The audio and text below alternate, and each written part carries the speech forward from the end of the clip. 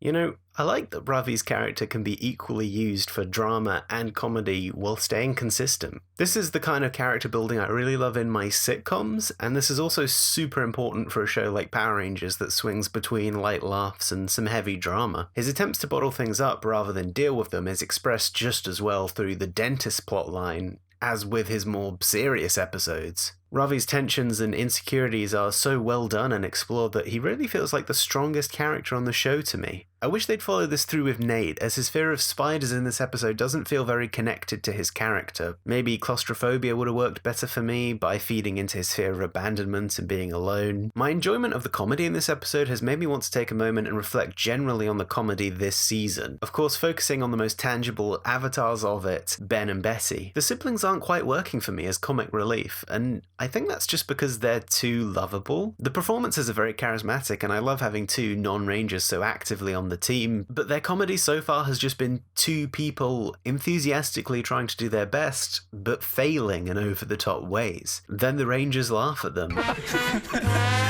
Then we're expected to as well. Going into Power Rangers' most famous vintage comedy duos, I think I prefer the ones that are actually terrible people, and the jokes come from that. Victor and Monty, Cassidy and Devon, or Piggy. Let's not forget that the OG crew of Bulk and Skull were actually the school bullies. So it's actually no surprise that Bulk and Skull are remembered as some of Power Rangers' most developed characters. No, seriously. Their comedy comes directly from their personalities, which makes them feel like living, breathing people. And then when the show follows them trying to better themselves or be nicer or more successful, it's engaging because we feel like we know them so well through their nonsense. I'm personally more enjoying the comedy from other sources on Beast Morphers, like when it naturally arises from the insecurities or neuroses of our Rangers. You know, Steel blustering around thinking he's the best is great. Devon getting too full of himself is also funny. The Ravi tensions I mentioned earlier, etc. That's one big drill! Because this is my taste, I think I prefer not having strictly comic relief characters and letting the humour come from the Rangers, as it leads to them being more well-rounded because we can explore their personalities through comedy, just like Ravi's plotline in this episode. I suppose what I'm saying is I like comedy that comes from character flaws, as that just feels funnier and more interesting to me. But the joke with Ben and Betty is just consistent failure due to bad luck or clumsiness. I do enjoy what they've done with them in a few episodes of having them do something we see as foolish antics, but it actually ends up inspiring or helping the Rangers in the end. This is the nicest way to balance their comic status with their lovable personalities and desire to help, and sends a message that you can be of value to the team even when you mess up, or through your own unique brand of help. However, I think they need kinder reactions from the Rangers and a bit more build-up of a friendship between them.